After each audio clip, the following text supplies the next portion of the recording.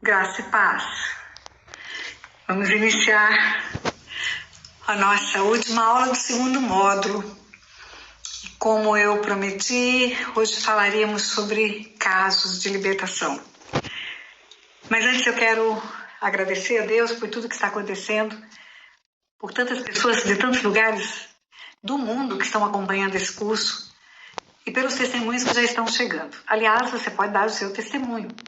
Você pode mandar uma mensagem contando o que Deus está fazendo na tua vida e na vida da tua família, a partir de tudo que estamos ensinando aqui, não é? E eu falei que contaria casos de aplicações práticas de heranças espirituais. Contei casos bíblicos na aula passada e eu quero começar o caso prático contando a minha história.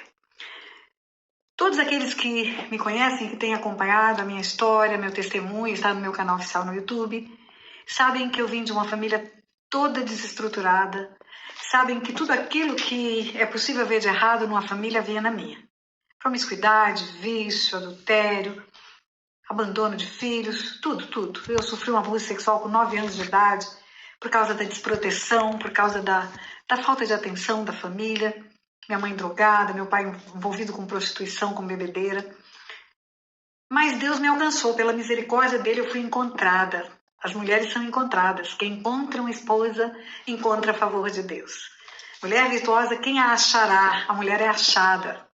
E eu fui achada por um homem de Deus, pelo pastor Otto. Não era pastor, era um jovem de 24 anos, eu era uma menina de 14.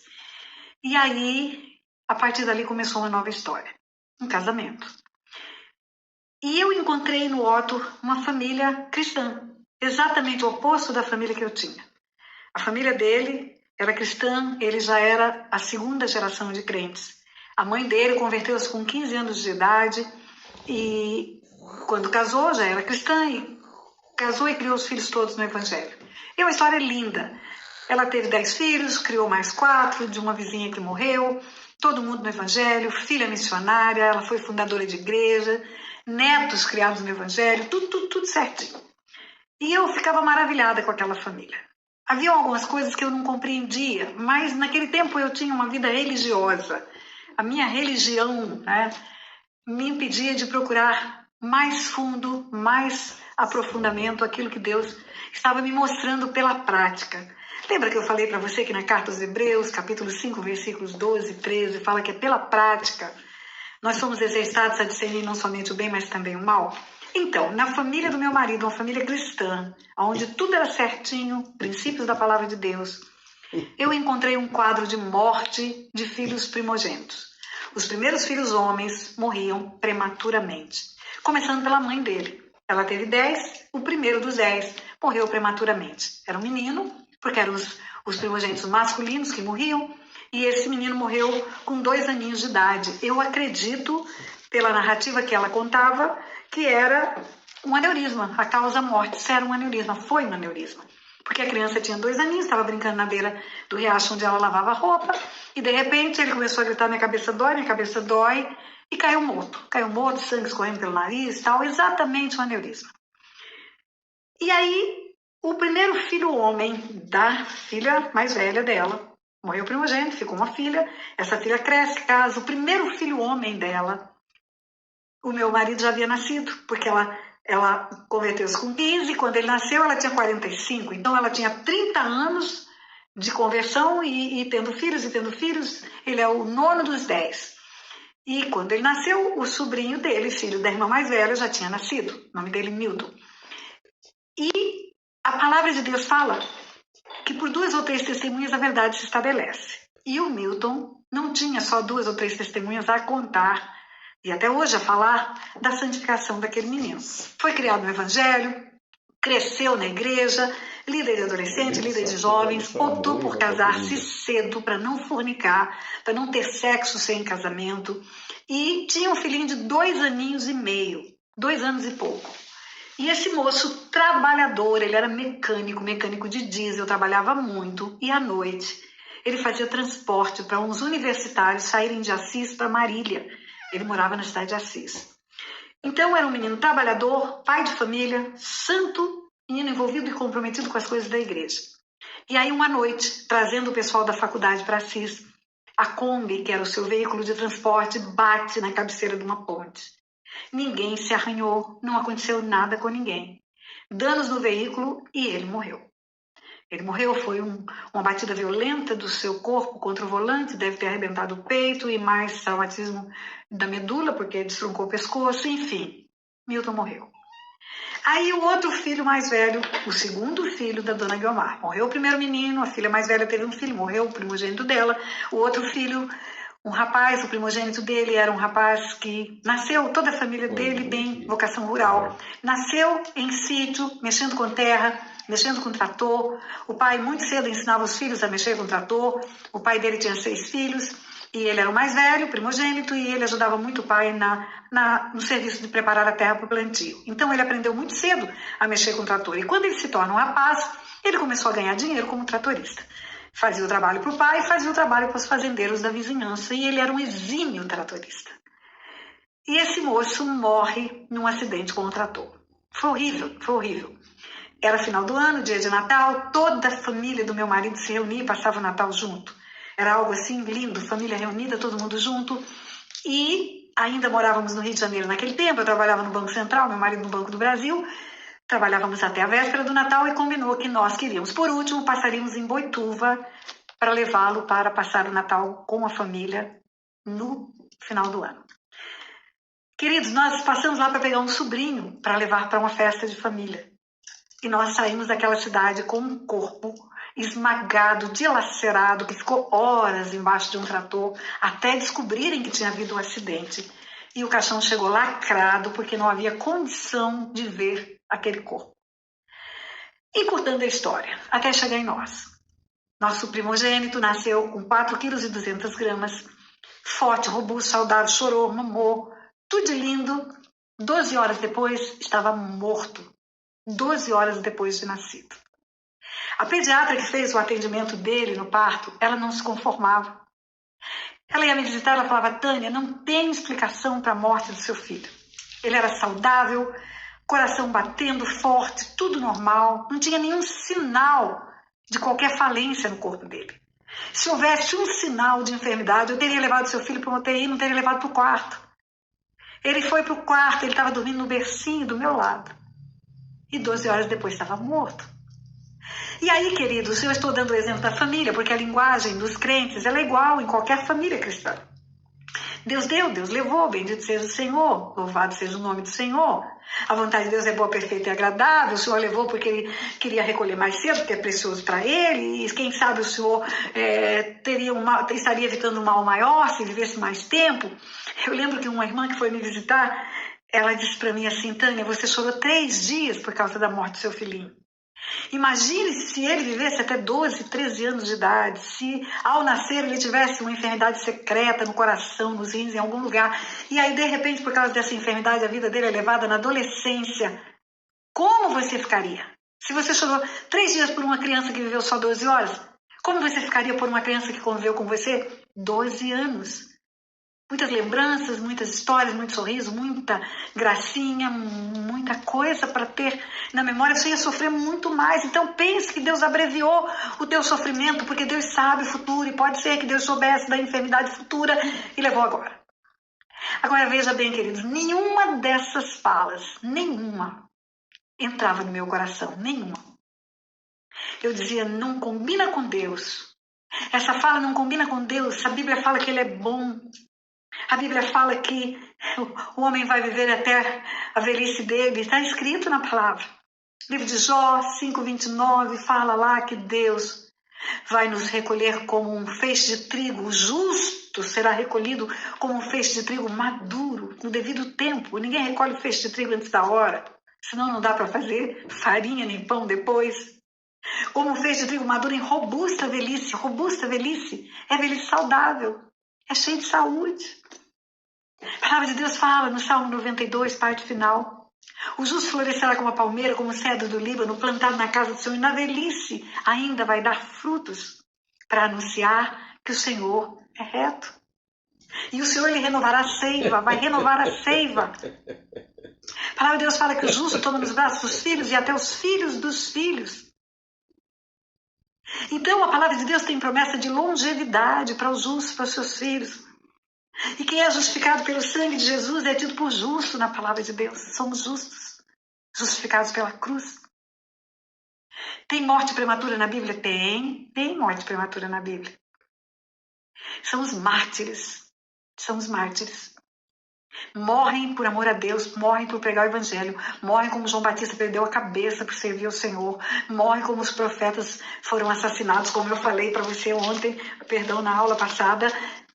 Vai ser como seu pai, porque vocês também vão pagar por esse preço, porque desde o sangue do Justabel até o sangue de Zacarias, filho de Baraquias, que mataste entre o santuário e o altar, assassinato de Zacarias, assassinato dos profetas, os discípulos, os missionários que ainda hoje morrem por amor ao evangelho, mas é honra, morrer por amor ao evangelho não é maldição, é honra.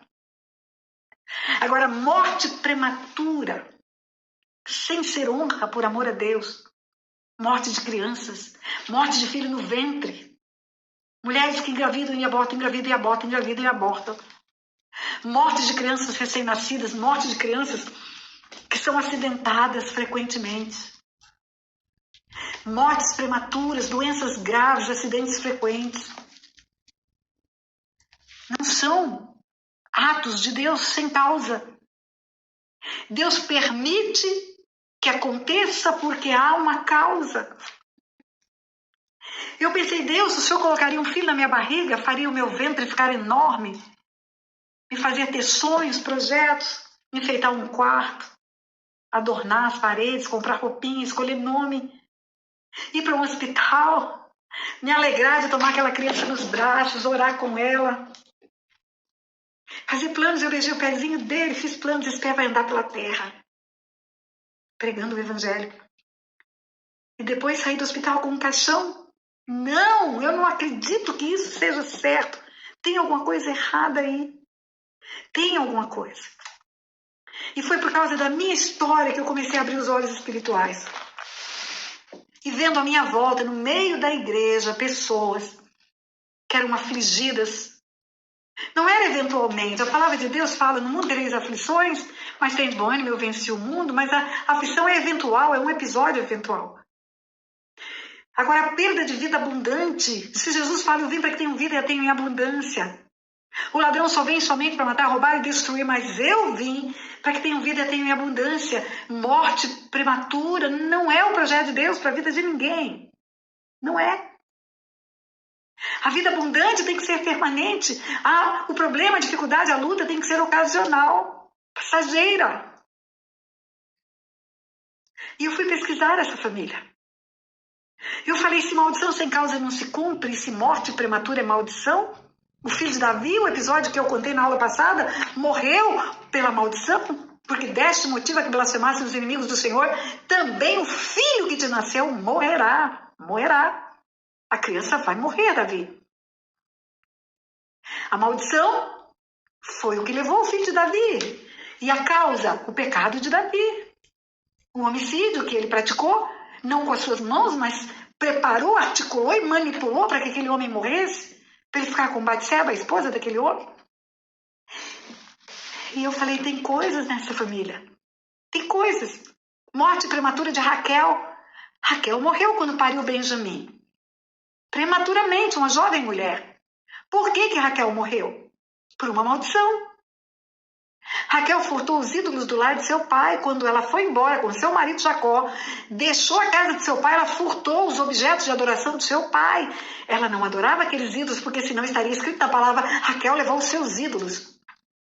Mas está escrito os ídolos do lar de seu pai. Ela furtou. Sabe por que ela furtou? Quando eu fui em Israel pela segunda vez, eu fui visitar um museu e vi os ídolos do lar do templo de Labão. Eram ídolos de ouro, mais ou menos desse tamanho, magrinhos, como se fossem estatuazinhas de ouro.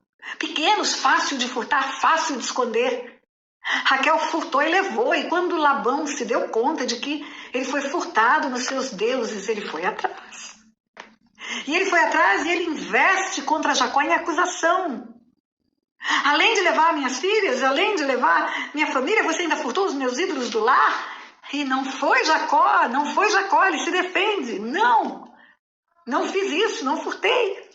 Labão insiste, e Raquel é a ladra, é ela a ladra. Ela se assenta em cima dos panos e o ídolo do lar escondido, os ídolos do lar escondido lá embaixo, e ela mente que estava, de regras, estava menstruada, por isso não podia ficar em pé diante de seu pai. Mentira, ela estava escondendo o objeto do roubo, furto. E Raquel calada, e Jacó, seu marido, sendo acusado injustamente. E ela calada, ela afrontando seu pai com furto e desonrando seu marido. Duas autoridades na sua vida ao mesmo tempo ela estava desonrando. Permitindo o bate-boca entre seu pai e seu marido, e sabia da verdade. E omitiu a verdade. A omissão é pecado também. Até que uma hora o seu marido Jacó se irrita e fala: morra quem estiver com os ídolos do lar de Labão. Ele libera uma maldição pela sua boca, que morra esse maldito que pegou os ídolos do lar, que agora estou sendo acusado de ter furtado. Morra quem estiver com os ídolos do lar de Labão. E quem estava com os ídolos do lar de Labão? A sua amada, sua esposa amada. A Bíblia fala que ele amava Raquel. Ele não amava Lia, ele amava Raquel. E ele amaldiçoou a mulher amada sem saber. Ele disse: morra quem estiver. E quem estava era ela. E ela morre prematuramente quando vai parir Benjamim.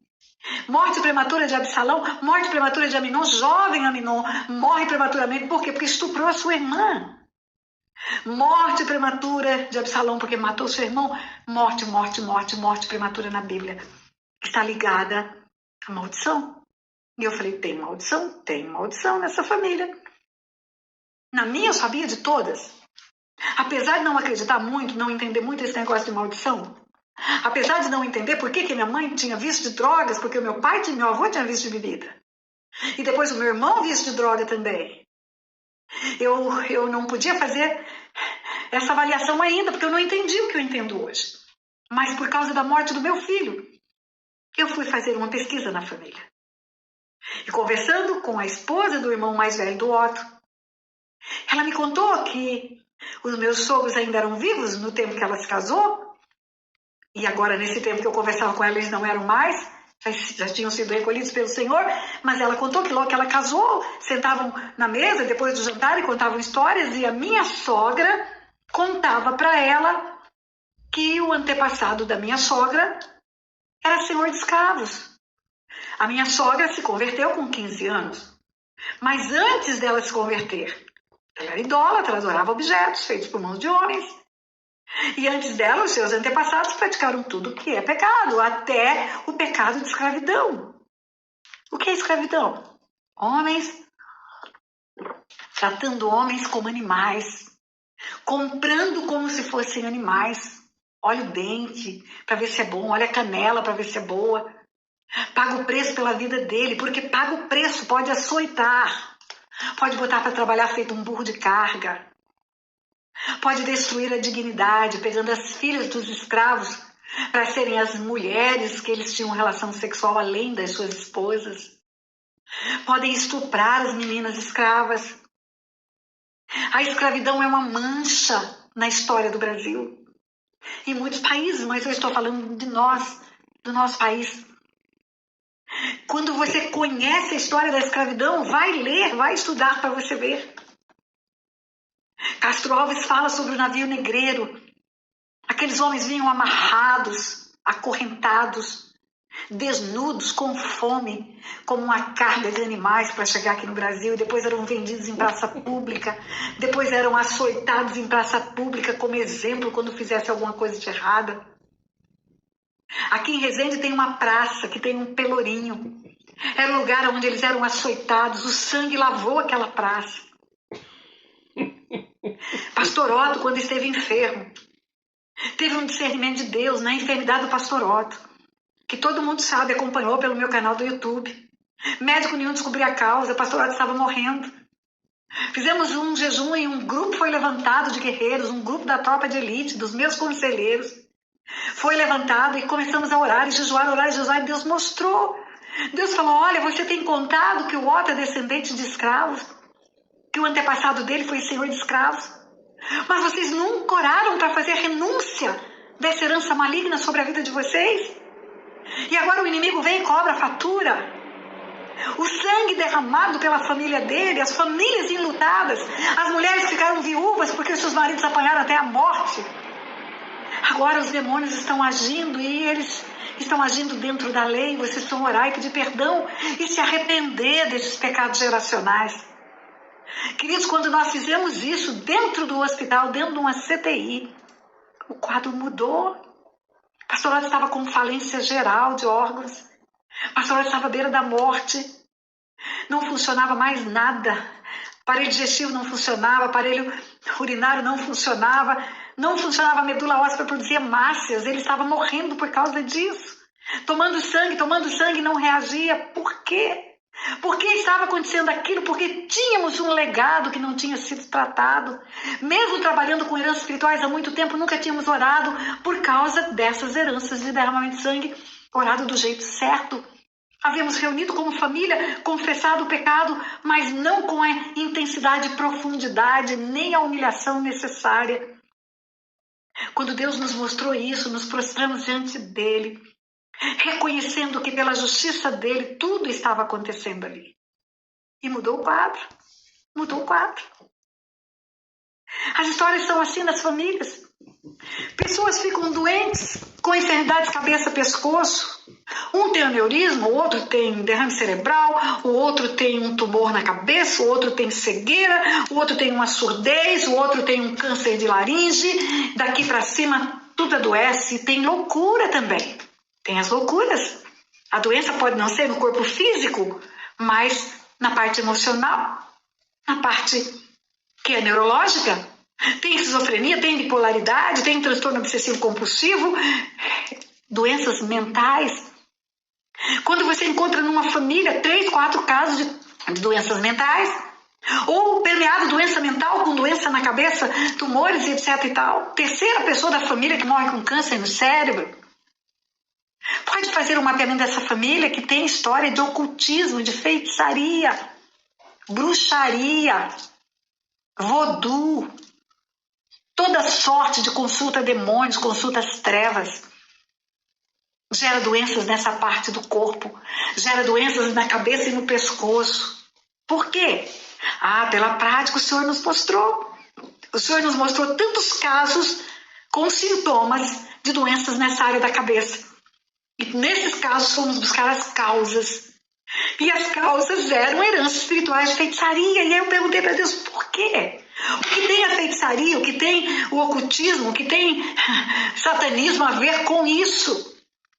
E o Senhor mostrou qual é a parte do corpo que é oferecida para os demônios. Qual é a parte do corpo que é oferecida para Satanás? Porque só muda a religião, mas o pano de fundo são demônios. Qual é a parte do corpo que é oferecida para demônios? Cabeça, é cabeça. Se vai ser o chefe, se vai ser o dono do negócio, faz a cabeça para o santo. Raspa a cabeça, tira sangue, mistura com ervas. Fica 21 dias enfiado num quartinho chamado roncó. Aí tem um santo que na verdade é um demônio e passa a ser o santo de cabeça. Fazem rituais batendo a cabeça no chão, no altar. Quando encontra qual é o teu santo de cabeça, é a pergunta. Oferece a cabeça para demônios. É a parte do corpo oferecida nos rituais. Pastora, mas eu tenho envolvimento com o espiritismo, mas é só mesa branca. Mesa branca, ninguém oferece a cabeça. Como não? Você perde os sentidos quando incorpora. É outro que fala por você. É outro que vê por você. Lembra que o espírito sem um corpo é ilegal na Terra? Lembra que os demônios incorporam porque eles precisam de um corpo para interagir na Terra? Numa sessão espírita que tem incorporação, é um demônio que entra numa pessoa e fala pela boca dela. E é o cérebro que é tomado, porque a cabeça é que controla a fala, a cabeça é que controla o movimento de mão, de braço, de tudo. Por isso que se uma pessoa tiver um derrame, ela fica toda paralisada. Então é a mesma coisa, oferece a cabeça para o santo. Todo ocultismo, toda feitiçaria, toda obra que tem impacto com trevas. A cabeça é oferecida para os demônios, o pensamento, as emoções, os sentimentos. Tudo é oferecido para Satanás. E aí você vai ver como heranças espirituais. Pessoas com enfermidades na cabeça. Pessoas com todo tipo de loucura, todo tipo de disfunção neurológica. Pessoa que escuta vozes, pessoa que vê o que não existe. transtorno obsessivo compulsivo, toda sorte de enfermidades. Agora veja bem, eu quero deixar bem claro agora que nem toda enfermidade é espiritual. O homem pode ficar enfermo do corpo, da alma e do espírito, e no outro bloco eu vou explicar sobre isso. Vamos falar sobre enfermidades espirituais. Mas o homem pode ter doenças na cabeça por outras causas. O homem pode ter uma veia que se rompe porque ele se alimentou mal a vida inteira e houve uma arteriosclerose e o rompimento da veia foi decorrente do pequeno calibre da veia e do fluxo de sangue que não conseguia passar, estourou a veia. Nem toda enfermidade é espiritual. Mas se você fizer um mapeamento de famílias que espiritualmente se envolveram com o ocultismo, você vai ver muitas enfermidades nessa área do corpo. Até as crianças têm enfermidade. Recentemente eu escutei de uma mulher que foi mãe santa, que se converteu, que até crianças de meses têm a cabeça raspada no terreiro para serem consagradas aos santos. Recentemente um conselheiro meu foi orar numa casa de família, um menino de 2 anos de idade. Ficou incorporado, não era ele que falava, era o demônio que falava pela boca dele. A cabecinha dele estava ocupada por um demônio. E aí, queridos, pela prática, nós fomos aprendendo essas coisas. Heranças espirituais de roubo, de furto. Aquele ancestral, aquele avô, aquele antepassado adquiriu riquezas com ilicitudes, usurpou terra de outras pessoas, vendeu negócios que não era dele, fraudes nos negócios, roubos, furtos, apropriação indébita, construiu a riqueza com a pobreza do outro, construiu a riqueza sem pagar o justo salário, digno ao trabalhador do seu salário, explorando pessoas, não dando a dignidade que mereciam aos seus empregados. Tem uma história que eu conto num dos primeiros vídeos meus de herança. O homem comprou 5 fazendas, porque tinha 5 filhas e queria deixar uma fazenda para cada filha, e comprou 5 fazendas usurpando terra dos outros. Ele descobriu uma terrinha pequenininha que tinha um poceiro, que não tinha documentação. Capangas dele iam lá, matava aquele poceiro, ele tomava posse daquele lugar, documentava, registrava e vendia, separava o dinheiro, outra terrinha, outras mortes, vendia de novo, outra terrinha, outras mortes. Quando ele juntava um bom dinheiro, comprava uma fazenda de bom tamanho. E assim comprou 5 fazendas. A herança que ele deixou para os filhos, por causa do derramamento de sangue, foi acidentes, morte prematura, doenças graves. E por causa da usurpação de terra, por causa da apropriação de terra, dos negócios horríveis que ele fez, ele deixou pobreza, miséria para os seus descendentes. Lembra de Abraão? Porque enganou Faraó, porque ficou rico com a mentira que foi pregada em Faraó, os seus descendentes foram escravos, não tinham nada. 400 anos de escravidão, 4 gerações, 400 anos, 4 gerações de 100 anos. 4 gerações de escravos que não tinha ganho, que trabalhava de graça, que não tinha dignidade, que eram perseguidos, que nem os filhos deles, eles podiam ter livremente. Consequência espiritual geracional. Na minha família tem essa história. Do lado da minha mãe agora. Meu avô tinha fazendas, usufruía mão de obra a troco de cachaça. Ele não queria ter escravos, mas ele construiu alambique, plantava cana e embebedava os trabalhadores no final de semana, festa, festa, festa. E os trabalhadores achavam que o patrão era bonzinho porque deixava fazer festa fim de semana e encher a cara. Só que a cachaça que eles compravam no armazém da fazenda era produzida por eles, com a cana que eles plantavam, era fruto do trabalho deles. E aí no fim do mês não tem dinheiro para receber porque está devendo cachaça. Exploração. Sabe o que aconteceu? Deixou uma herança maligna de pobreza e de vício. Pobreza e vício. Pobreza por quê? Porque foi usurpador do trabalho que devia pagar, que devia remunerar justamente. Vício porque foi o que plantou. Enriqueceu plantando cana para lesar trabalhadores. Se você escuta meu testemunho, você vai ver que tudo que me aconteceu é porque minha mãe vivia drogada em cima de uma cama. pela graça e misericórdia de Deus, eu escapei do vício. Mas a minha mãe e os amigos dela compravam maconha em saco de estopa, desse tamanho. Escondia atrás da cama, tinha uma cama que ficava de quina no quarto. Atrás da cabeceira da cama tinha lá o saco de maconha. A casa inteira cheirava maconha. Meu irmão começou usando maconha, mas foi pouco para ele. Começou a usar umas pílulas estranhas, depois usou LSD. E quando usou LSD, enlouqueceu. Enlouqueceu. Passou 5 anos internado em clínica psiquiátrica. 5 anos. Qual foi a causa do vício? A plantação do meu avô. Qual foi a causa da loucura? A feitiçaria da minha mãe. Minha mãe vivia em centro espírita. Vivia em centro espírita. Um noivo morreu antes dela conhecer meu pai. E a paixão dela por esse noivo nunca acabou. E ela ia para o centro espírita para tentar encontrar um noivo que morreu, porque alguém falou para ela que esse noivo se manifestaria numa sessão espírita. E ela ia e o noivo não manifestava. Queridos, pela prática, nós fomos aprendendo. Heranças espirituais de vícios são vícios, heranças espirituais de furto e roubo são perdas financeiras. Heranças espirituais de feitiçaria, doenças, loucura, doenças na cabeça e no pescoço. Idolatria também deixa uma herança espiritual maligna, porque Deus fala isso. Não sou eu que estou falando, é Deus quem fala. É Deus quem fala. Deus fala que as imagens são abominação. O primeiro mandamento é: não farás para ti imagens de escultura. Não as adorarás, não lhes darás culto, porque eu, Senhor, teu Deus, sou Deus zeloso, que visita a iniquidade dos pais nos filhos até a 3ª e 4ª geração. Você ouviu na aula anterior desse módulo que, por causa da idolatria, o cativeiro de Daniel aconteceu, o cativeiro de Israel na Babilônia. A idolatria é abominação a Deus. Eu vou falar uma aula só sobre esse assunto. Eu vou aprofundar nesse assunto. É preciso que você tenha profundidade para não ser enganado.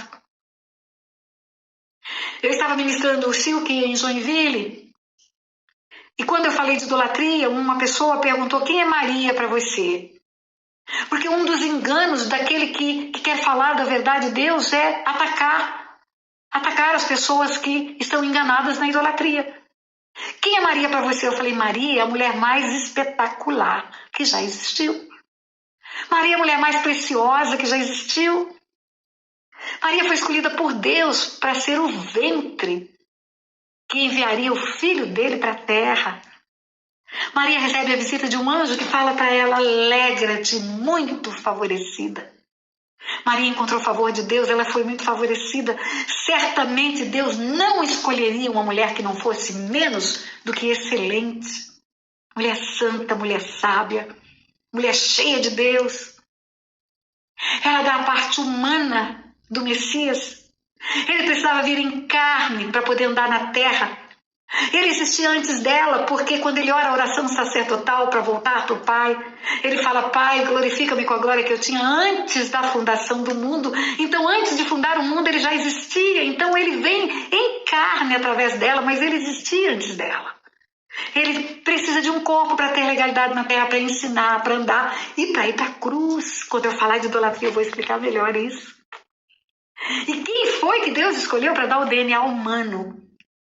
Receber o Espírito Santo e gerar o corpo que iria para a cruz. Maria, mulher espetacular. Meu Deus, na ressurreição dos mortos, eu quero encontrar essa mulher, eu quero sentar com ela, eu sei que nós vamos nos encontrar. Agora, quando ela recebe a visita do anjo, que anuncia para ela que ela vai ser aquela que vai gerar o Redentor. Ela canta o cântico de Maria, ela fala: minha alma engrandece ao Senhor, meu espírito se alegra em Deus, meu Salvador, porque contemplou na humildade da sua serva. Ela fala que Deus é o Senhor, é o Salvador e ela é serva. São os homens que mudam isso, não é ela, nem foi a Bíblia. Ela foi serva, santa, humilde, incumbiu-se da tarefa que lhe coube. E o tempo todo, Maria mostrou ser realmente digna da escolha.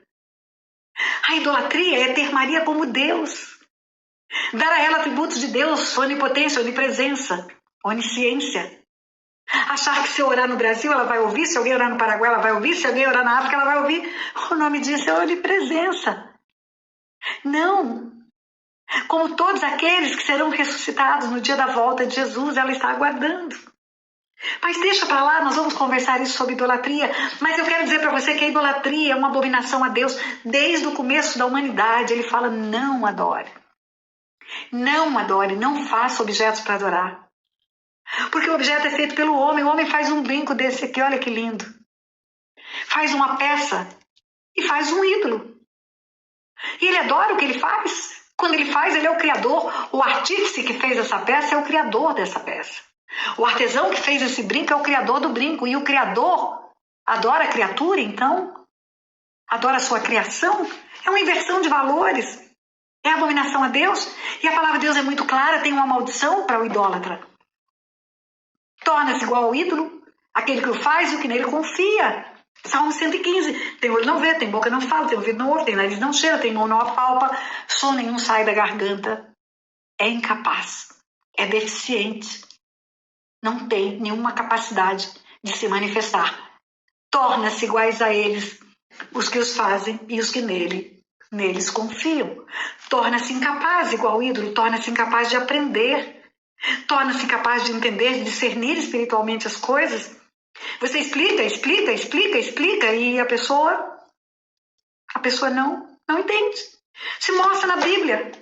Pega a sua Bíblia, a Bíblia que você usa na sua casa. Eu vou te mostrar na sua Bíblia que Deus abomina a idolatria. Mas ela não entende. Por quê? Porque tem uma maldição que a torna incapaz de entender. Torna-se iguais aos ídolos que os fazem, os que neles confiam. A idolatria também traz como consequência, herança da idolatria, promiscuidade sexual. Por quê? Porque a idolatria é considerada por Deus uma prostituição espiritual. Você deixa de amar e adorar o verdadeiro e adora outro. E o outro é um adultério espiritual diante de Deus. A Bíblia fala na carta do profeta Oséias: porque vocês estão levantando ídolos nos montes, as vossas filhas, as vossas noras adulteram e as vossas filhas se prostituem por causa da idolatria. Está escrito na palavra. Por causa da idolatria. Porque você levanta esses ídolos, porque você faz esses altares, porque você sacrifica para os ídolos. Por isso, versículo 13 de Oséias 4, vossas filhas se prostituem e vossas noras adulteram por causa da idolatria. Herança espiritual da idolatria. Você está fazendo isso e está dando prostituição para sua filha, para sua nora, o adultério. Seu filho está sendo traído pela esposa dele por causa da idolatria que você plantou. Olha que loucura é isso. Carta aos Romanos, capítulo 1, capítulo 2, fala que por causa da idolatria, os homens se inflamam por homens. Homens querem homens. Mulheres trocam o modo natural de fazer sexo por outro. Mulheres deixam de ter prazer no sexo normal e só tem prazer no sexo anal. Por causa da idolatria.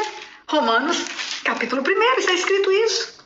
Versículo 24, por isso Deus entregou tais homens à imundícia, por causa da idolatria, pelas concupiscências de seu próprio coração, para desonrar o seu corpo entre si, pois eles mudaram a verdade de Deus em mentira, adorando e servindo a criatura, que é o ídolo, em lugar do Criador, que é bendito eternamente. Amém. Por causa disso, versículo 26 de Romanos 1.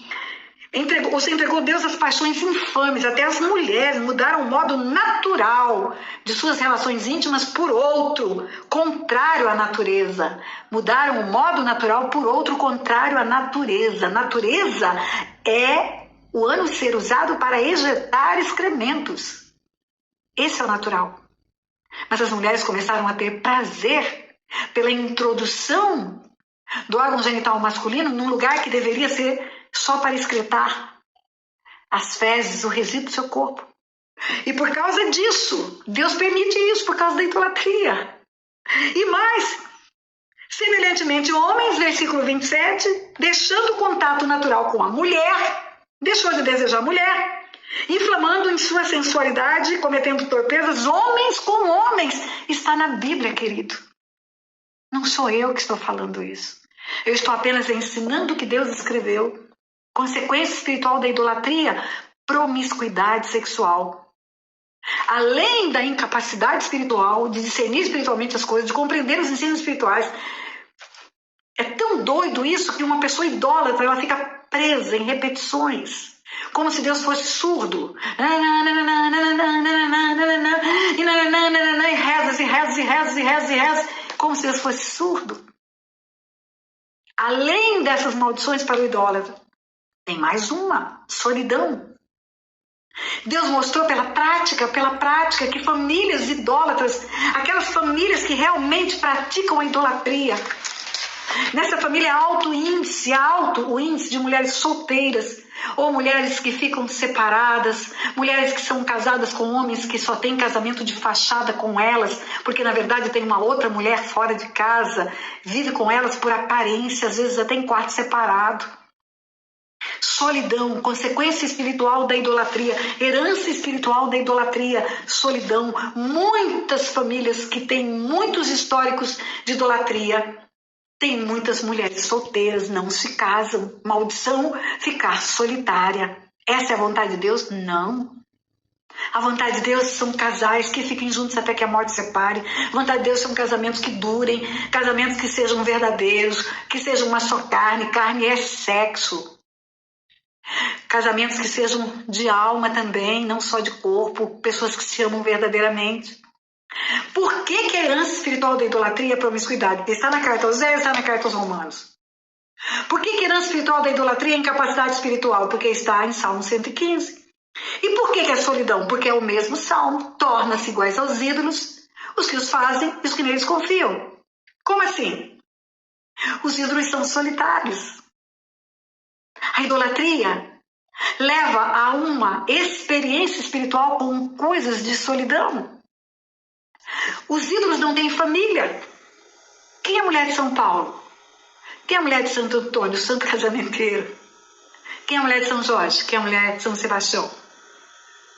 Quem é a mulher de São Cipriano? Quem é o marido de Santa Bárbara? Quem é o marido de Nossa Senhora das Dores? Quem é o marido de Nossa Senhora das Graças? Quem é o marido da Eduviso? Quem é? Não existe família na idolatria.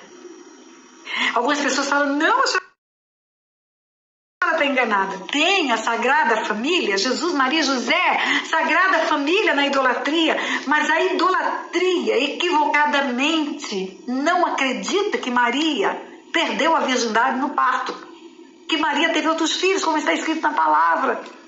Essa semana mesmo eu estava fazendo meditação de novo no Novo Testamento. No começo do ministério de Jesus, os irmãos de Jesus vão lá brigar com ele, porque ele está pregando o evangelho, porque a multidão está correndo até ele. Seus irmãos o criticam. Maria teve filhos. E aí, se Maria é virgem, como a idolatria cegamente acredita? Ela era virgem quando ela concebeu o Messias. Depois da concepção do Messias, ela teve outros filhos. Ele tem irmãos. E aí, se ela é virgem ainda, então, pela concepção da idolatria, ela e José nunca fizeram sexo. E se nunca fizeram sexo, nunca houve casamento.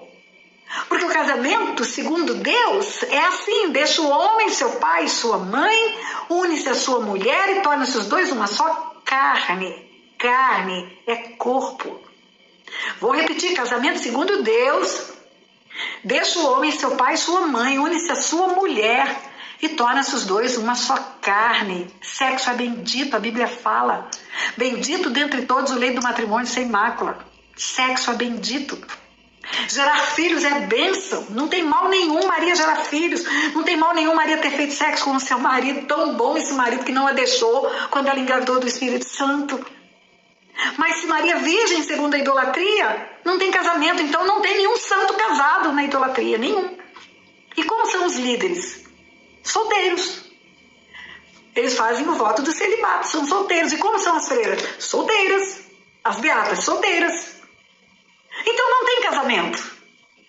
É uma religião, uma prática religiosa de idolatrar aquilo que é solitário. Torna-se iguais aos ídolos, os que os fazem e os que neles confiam. Torna-se solitário também. E assim, as heranças plantadas geram frutos que são colhidos semelhantes às heranças plantadas. Mentiras para ficar rico como Abraão gera pobreza, roubo, furto gera miséria, vícios gera vícios, violência, derramamento de sangue gera derramamento de sangue.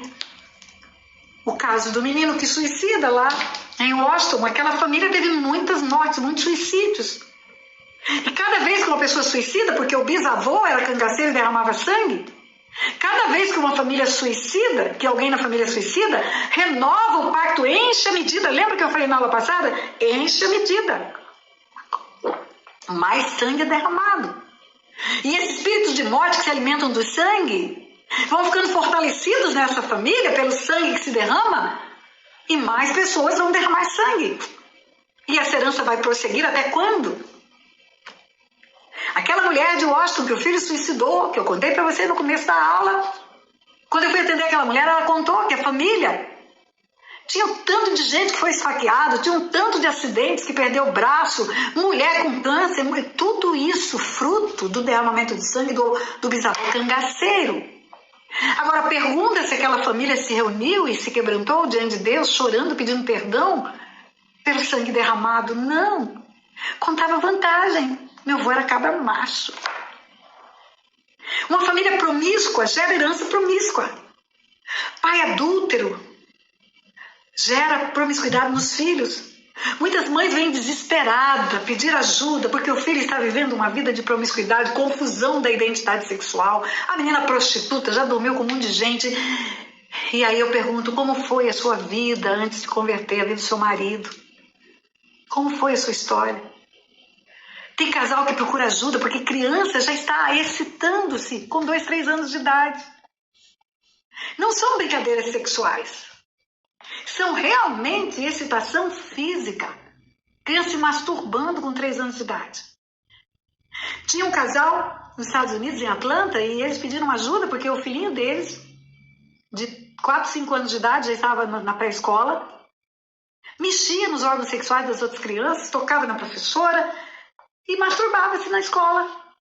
No começo parecia que aquilo era controlável, depois a professora, vendo que era insuportável e incontrolável, ia começar a ter problema com as outras crianças, com as mães, manda chamar os pais e pede para tirar o filho da escola, não tem condição de ficar. A preocupação é se aquela criança está sendo abusada em casa, também faz uma investigação. Não está sendo abusada em casa. A psicóloga faz o teste com a criança, não tem nenhum indício de abuso sexual. Aí eles me pediram ajuda, só pode ser espiritual.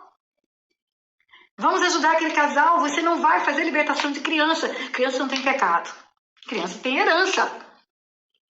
Vai fazer a investigação com os pais. Uma vida de promiscuidade mesmo durante o casamento e mesmo vivendo na igreja. O casamento estava ficando monótono. Aí resolveram esquentar o casamento com vídeos pornográficos. E uma vez nos chamou outro abismo, esquentou, mas aí começou a ficar sem graça de novo. Aí começaram a esquentar mais um pouquinho com contatos com pessoas pela internet. Encontros virtuais. Deu uma esquentada boa, mas deu uma esfriada de novo. Aí vamos esquentar mais um pouco? Vamos fazer sexo grupal? Tem vários grupos de casais que topam isso. Até no meio da igreja? Até no meio da igreja. Até no meio da igreja. Queridos, eu vou dizer uma coisa para vocês. Deus não brinca de ser Deus. E o diabo não brinca de ser diabo. Leve a sério o que você está escutando aqui. Leve muito a sério, porque nós temos visto vidas e vidas chorando por tudo que tem lhes acontecido, porque um dia não acreditaram em nada disso. Promiscuidade dos pais gera promiscuidade nos filhos. Então, a herança da idolatria gera promiscuidade, mas a promiscuidade dos pais gera promiscuidade nos filhos. Imagina um povo que é idólatra e é promíscuo. Que tipo de herança vai deixar? E nós precisamos orar. Feitiçaria, doença na cabeça, roubos e furtos, miséria, perdas, dificuldades financeiras, idolatria, promiscuidade, incapacidade espiritual, solidão, vícios, famílias que ficam ricas com distribuição de bebidas, distribuidora da Antártica, distribuidora da Boêmia, distribuidora de não sei mais o quê. Os filhos vão se perdendo no vício. Pessoas que enriquecem com prejuízo de outra pessoa, usurpando o direito de outra, vai gerar perdas e mais perdas para os seus filhos. Nunca ninguém tratou disso, nunca ninguém confessou, nunca ninguém arrependeu. Então está no mundo espiritual, porque você se lembra que na primeira aula eu disse que no mundo espiritual não tem tempo e nem espaço. O que foi praticado há 200 anos atrás na minha família está contra mim até os dias de hoje. Se ninguém na minha família chegou diante de Deus, confessando esse pecado, se arrependendo, nem meus pais, nem meus avós, nem meus bisavós, nem meus tataravós, essa raiz de iniquidade existe até os dias de hoje, pode brotar a qualquer momento e a maldição pode se cumprir. Consequência geracional de pecados. Pode vir desde o tempo do justo Abel, como você viu, até os dias de hoje. Então, se você nunca confessou pecados geracionais, nunca, renunciando às heranças, o princípio é você reconhece o pecado deles. Reconhecendo o pecado deles, reconhece a existência da herança. Reconhecendo a existência da herança, renuncia a ela. Renunciando a ela, ordena que os espíritos imundos que vieram para agir na sua vida por causa das heranças, eles tinham que ser expulsos. Satanás foi expulso do céu porque não saiu de lá sem guerra. Por isso que Jesus nos deu a ordem para expulsar demônios. Não adianta você renunciar à herança e não expulsar os demônios que vieram com a herança. Assim como não adianta tirar o ídolo sem expulsar o demônio que entrou com ele. E aí sim, tomar a herança da cruz, uma nova herança. Uma nova herança, filho de Deus tem uma nova herança. Mas é preciso desconectar-se da herança que passou. Nada na cruz é automático, nada na cruz é automático, nada. Tudo é possível na cruz. Tudo é possível àquele que crê. Em Cristo tudo é possível, mas nada é automático. Então vamos lá. Nós vamos fazer essa oração coletivamente. Você que me ouve, vai orar comigo, vai repetir comigo. Eu vou fazer uma oração antes e vou fazer uma oração depois. Lembra da primeira aula, da segunda aula? O apóstolo Paulo escreve uma carta para Corinto, 1 Coríntios, capítulo 5, e fala, quando essa carta chegar aí, vocês concordam com esse decreto. É assim que nós vamos fazer. Quando você vê esse vídeo que eu estou gravando, você concorda com ele. E vai funcionar na sua vida. Porque no mundo espiritual é assim. Primeiro eu vou fazer uma oração.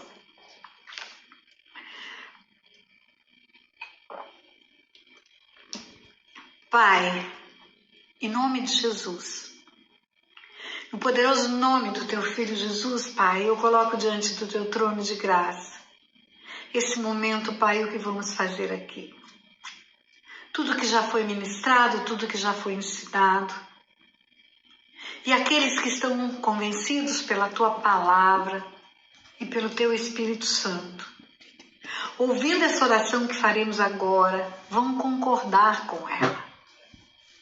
E a tua palavra diz que havendo concordância na terra, há no céu, como aquele decreto do apóstolo Paulo, reunidos eles e o meu Espírito, nós podemos ligar na terra, e o que ligamos na terra pode ser ligado no céu. E eu peço ao Senhor que envie teus anjos, Pai, para a casa de cada um que está orando agora. Em cada tempo, em cada dia, em cada lugar, que cada família se reunir, para orar agora comigo, Pai. Dê ordem aos teus anjos a respeito deles. Guarda a família, Pai. Guarda todos que têm o mesmo sangue nessa família. Guarda tudo que lhes pertence, tudo que lhes é precioso e todos aqueles que eles amam, os agregados deles, Pai. Guarda os empregados deles, guarda os animais deles, Pai. Guarda a casa deles, cerca com os teus anjos, Pai, essas famílias. E confirma nos céus a oração que vamos fazer aqui, Pai, em nome de Jesus. Agora nós vamos orar, eu vou falar e você vai repetir. E depois eu vou orar de novo, sozinha. Não importa se você não saiba de tudo sobre os seus antepassados. Ore comigo. Oração não tem contraindicação. Pode orar. Todos os momentos de oração, ore comigo. Diga assim, Senhor, meu Deus e meu Pai, Senhor, meu Deus, eu reconheço Eu reconheço. Que os meus antepassados deixaram coisas boas para mim. Deixaram coisas boas. Eu reconheço que tem muita coisa que foi construída por eles. Muitos ensinos deles que foram bons para a minha vida. Patrimônios que deixaram, bênçãos que proferiram. Mas eu também reconheço, Pai, que eles fizeram o que era mal perante o Senhor. Reconheço que por ignorância, por não conhecer a Tua Palavra, ou até por conhecer a Tua Palavra e escolher o erro, fizeram o que o Senhor disse para não fazer. E nessa hora, Pai, eu quero confessar esses pecados e renunciar às heranças decorrentes desses pecados. Confesso, Pai, que os meus antepassados praticaram a idolatria. A Tua Palavra diz: não farás para ti imagens de escultura, não as adorarás, não lhes darás culto, porque eu, o Senhor, sou Deus, Deus zeloso, que visita a iniquidade dos pais nos filhos, até a 3ª e 4ª geração. E eles fizeram isso, Pai. Eles prestaram cultos a ídolos, ofereceram seus filhos, deram nomes aos seus filhos, oferecendo aos ídolos, consagraram seus filhos, fizeram missas, procissões, rezas, se renderam diante de imagens, Senhor, honrando objetos feitos por mãos de homens que o Senhor proibiu, Pai. E eu reconheço que por causa disso foi construída uma herança maligna de promiscuidade, uma herança de incapacidade espiritual, uma herança de solidão para a minha vida.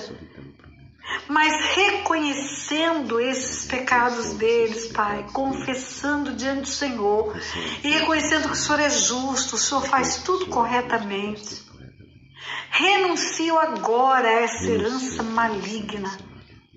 Renuncio agora, desligo-me dela agora e ordeno na autoridade que há no nome de Jesus que os espíritos imundos que vieram para a minha vida por causa dessas heranças saiam agora pelo poder que há no nome de Jesus. Diga: Pai, da mesma forma, eu reconheço os pecados de promiscuidade dos meus antepassados.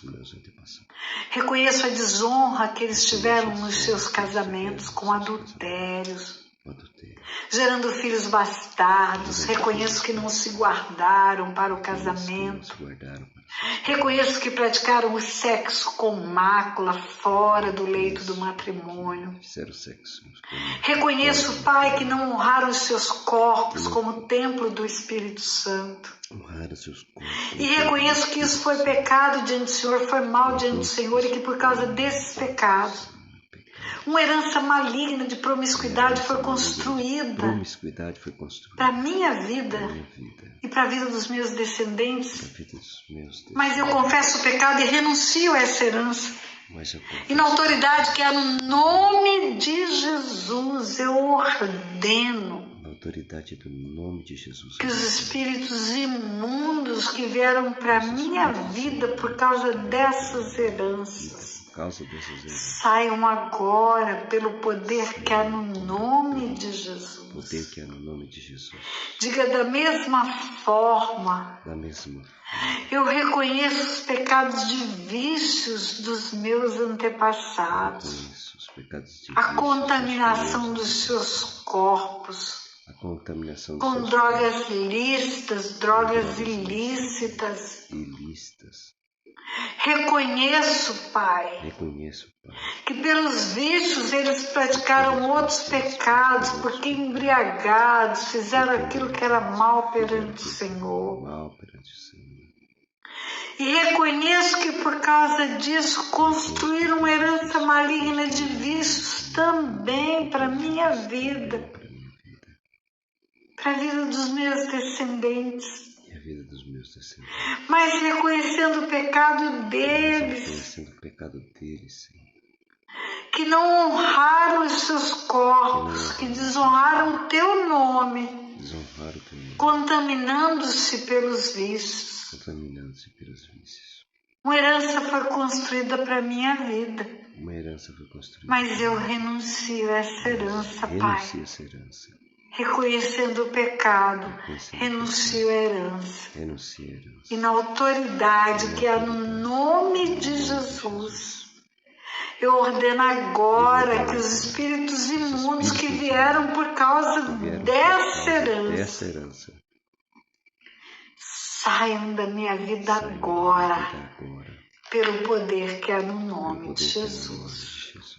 Diga, Pai, da mesma forma, reconheço os pecados de roubo, de furto, pecados financeiros praticados pelos meus antepassados. Reconheço que enriqueceram ilicitamente, enriqueceram com prejuízo de outras pessoas, fizeram negócios sujos. Pai, tiveram amor ao dinheiro, ganância. E por causa disso construíram fortunas com pecados, Pai. Reconheço que usurparam o direito do trabalhador, enriqueceram sem pagar o justo salário. Reconheço que o pecado deles, Pai,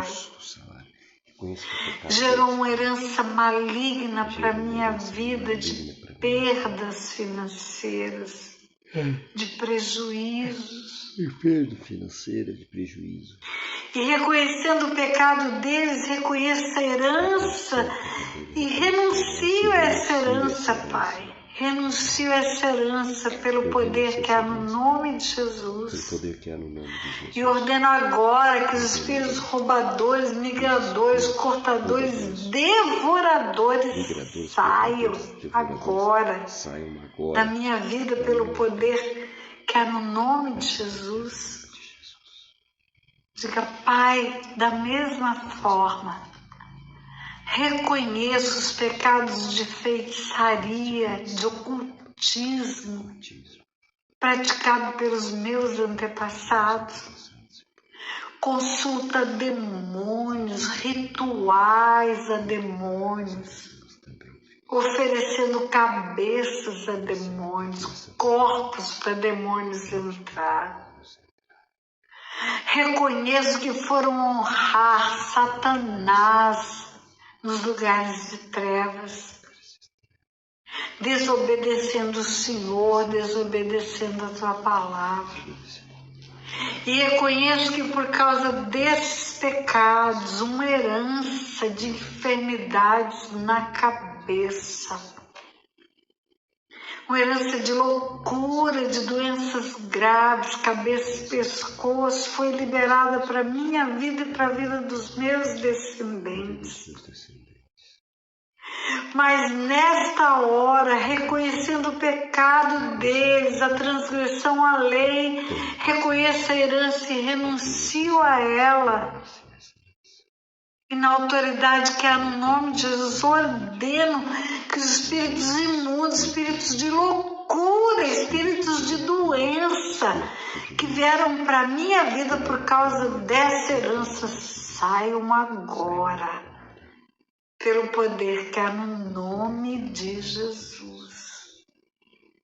Diga, Pai, da mesma forma, reconheço os pecados de derramamento de sangue praticados pelos nossos antepassados, pelos meus antepassados. Reconheço o derramamento de sangue inocente que manchou a terra, o sangue que clama diante do Senhor até os dias de hoje. Derramamento de sangue por homicídios, derramamento de sangue por violência doméstica, derramamento de sangue por violência na rua, derramamento de sangue por abortos, derramamento de sangue por escravidão, por práticas violentas. Reconheço, Pai. Tua palavra diz, não matarás.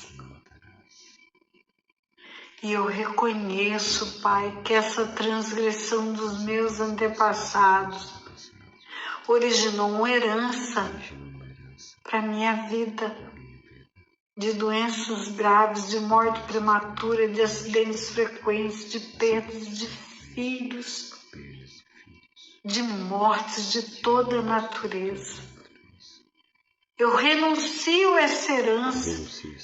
E na autoridade que há no nome de Jesus, eu ordeno que os espíritos imundos que vieram para a minha vida, por causa dessas heranças, saiam agora, pelo poder que há no nome de Jesus.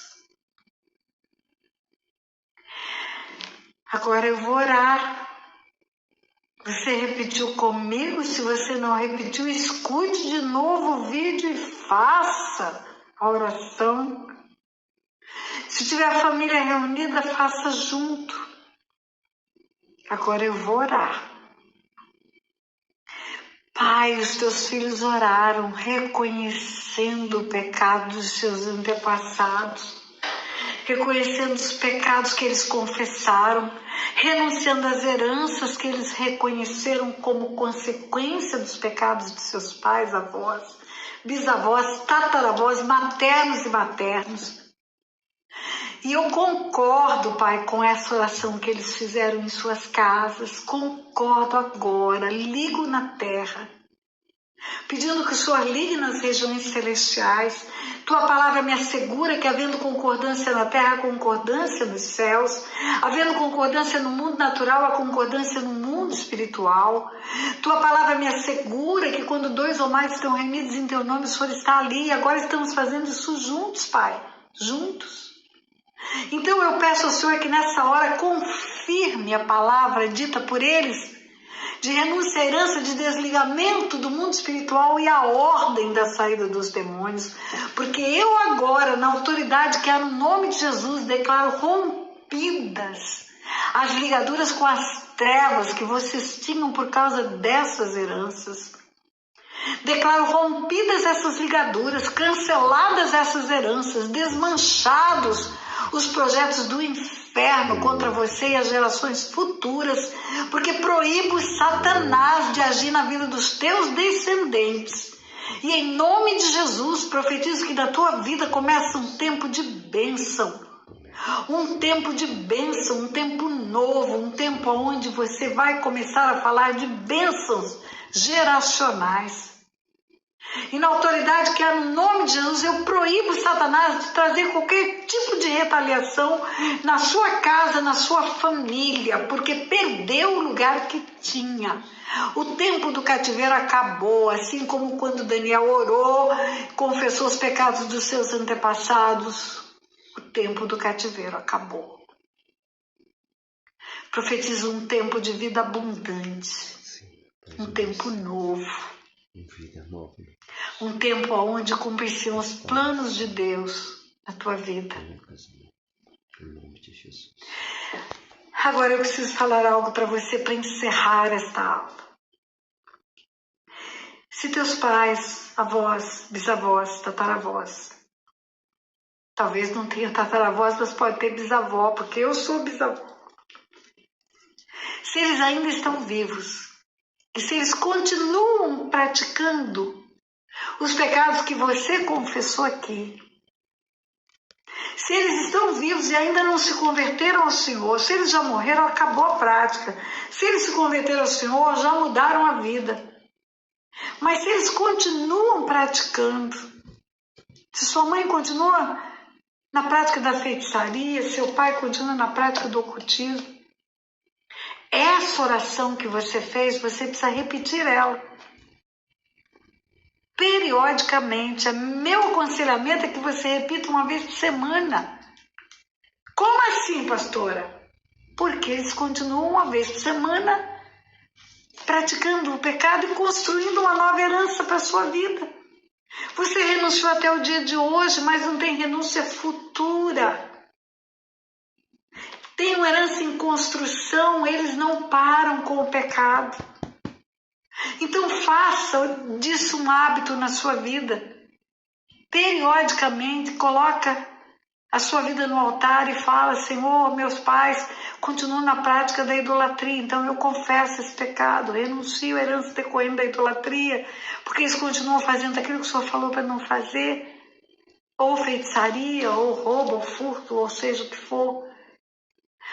Por que eu falo isso para você? Porque eu aprendi pela prática que algumas pessoas, depois dessas orações que você fez aqui, era como tirar com a mão aquilo que tinha como herança espiritual. Era como se tirasse com a mão, acabou o problema. Algumas pessoas era assim, resolvia para sempre. Outras pessoas, daqui a pouco voltava a ter os mesmos problemas ou sintomas de que os problemas estavam apontando de novo. E voltavam para mim: pastora, minha oração não valeu, valeu a da fulana, não valeu a minha. E eu fui orar, perguntar para Deus por quê? Por que para fulano dá certo, para ciclano não dá? Às vezes eu pensava, ver que essa daqui está entrando em pecado e Deus está permitindo que volte a herança, mas não volta, a herança não volta. E o Senhor falou para mim: há uma herança em construção. Ela renunciou até aquele dia os pecados que os pais haviam praticado, mas os pais continuam pecando. Então eles continuam construindo herança e ela precisa orar com frequência. Jó orava pelos seus filhos uma vez por semana. Ore renunciando às heranças uma vez por semana, até que os seus pais sejam recolhidos ou entreguem a sua vida para o Senhor e mudem de vida. Não custa nada, nós fizemos isso em 10 minutos aqui, de todas as heranças. Você vai orar renunciando à herança que você sabe que eles estão construindo. Exatamente aquela, vai ser uma oração só. E quando você orar, você diga na autoridade que é no nome de Jesus, eu ordeno que os espíritos imundos que estão vindo novamente com essa herança saiam agora, pelo poder que é no nome de Jesus, e eu os proíbo de agir na vida dos meus descendentes. Lembra sempre de dizer isto. Porque está construindo herança para você e para os seus descendentes, são 4 gerações. Imagina que seu pai está no ocultismo, ele está construindo para você, para seu filho, para seu neto e para seu bisneto. Então há que guerrear, não pode descansar, não pode depor as armas. Nós vamos terminar. Eu quero terminar esse segundo módulo com uma notícia boa. Uma notícia que você não estava esperando. Você estava esperando um curso com 3 módulos de 4 aulas cada módulo. Este é o segundo módulo. Eu vou começar a gravar o terceiro a partir de amanhã. Você estava recebendo, pensou que estava recebendo um curso que tinha 3 aulas de perguntas e respostas. Mas além disso, você vai receber um presente. Você vai receber um livro. Esse livro tem o título de O Chamado. Eu acho até que eu tenho ele aqui na prateleira. Tem. O Chamado. Tânia Tereza. Nesse livro eu conto o meu testemunho. Nesse livro eu ensino sobre paternidade. Nesse livro eu ensino sobre heranças espirituais e outras coisas mais que Deus tem me ensinado. Esse livro é muito mais do que uma apostila. Eu ia fazer uma apostila para o curso, mas o Senhor falou para mim: você tem um livro pronto. Você tem um livro prontinho para você dar de presente para os alunos do curso. E aí eu mandei fazer ele em PDF e todos aqueles que se inscreveram no curso vão receber um PDF do livro. Antes do terceiro módulo, vão receber o PDF. Não é uma boa notícia? Quem que não gosta de ganhar presente, né?